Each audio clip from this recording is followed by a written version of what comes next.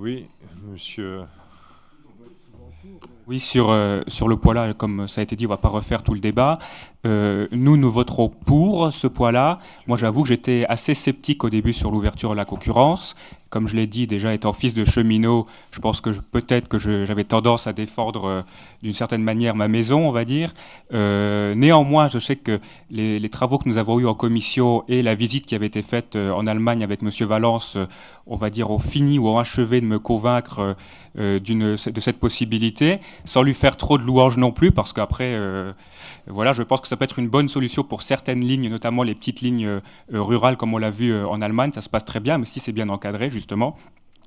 Et moi, justement, j'en irais peut-être même plus loin en ce moment, et c'est le dossier suivant, donc je fais mon intervention sur le dossier suivant aussi, pour ouvrir aussi, mais ça relève du débat plutôt national, les études aussi, autres qu'à la SNCF, parce que souvent c'est très bien que la SNCF veut faire aussi des études selon ce qu'il arrange. Et pour finir, deux points d'actualité, juste le point sur les frontaliers. Vous avez vu mardi les problèmes qu'il y a eu, je pense que vous avez été au courant avec les frontaliers vers le Luxembourg à nouveau, avec encore une fois les CFL et Luxembourg qui a décidé de faire passer les trains luxembourgeois avant les trains français, ce qui fait qu'il y a eu des retards de 3 à 4 heures.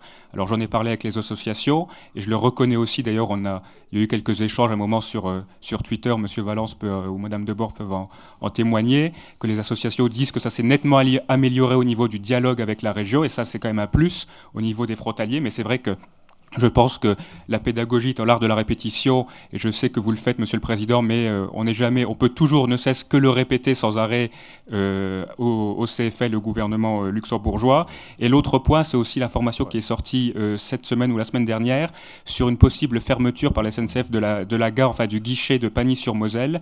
Et là-dessus, à nouveau, même si je sais que la SNCF est engagée dans un plan de fermeture de tous ces guichets dans les villes de moins de 10 000 habitants, on a quand même signé une convention et c'est quand même encore dommage, même si le guichet est fermé, on va récupérer une partie de cet argent, comme c'est le cas à chaque fois, on le voit en commission. C'est quand même dommage à nouveau que la SNCF ne respecte pas la parole donnée. Voilà, je vous remercie.